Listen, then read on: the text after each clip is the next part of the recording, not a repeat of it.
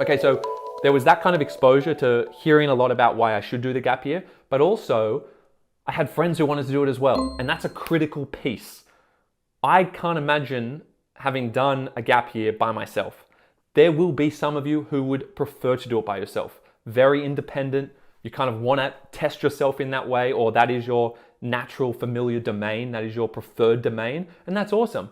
But if you go overseas by yourself and you do a gap year, meaning you work part of the year and you go overseas and you do that by yourself, it doesn't mean you do the year by yourself. You don't just like isolate like a hermit. What's the point of doing that? You're going out there to immerse yourself in these worlds and you need to meet people. But if you're someone who likes doing that independently, that's awesome. But it doesn't mean you should go overseas and just not talk to people and just reflect and be in your head the whole time. I don't think that's going to lend itself to an immense amount of growth either. Something that was very important to me was to go with friends, to do it with people. I am naturally quite extroverted. I like being in the company of others. And my general philosophy in life, especially now that I'm a bit older, is that life is just better when you share it with others. Just generally, any experience. You want to be able to look back at things and reminisce with people.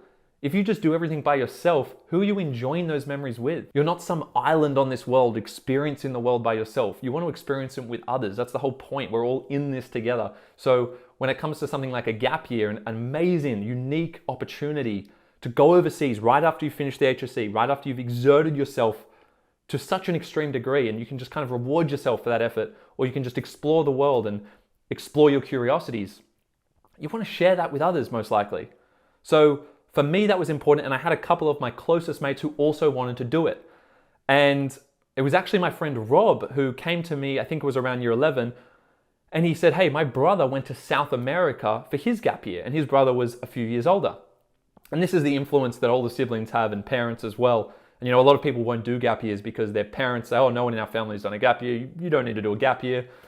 And that's why it's important to hear other perspectives, and that's what I'm here to provide. That is going to probably have an influence, but I would say try not to be completely influenced by what your parents say or your siblings say. Think about what you really want. And if you're not ready to go straight into university or straight into a career, which I don't think you should be or have to be or need to be at all because there's no rush, you're only 18 years old, I think you should consider the gap year.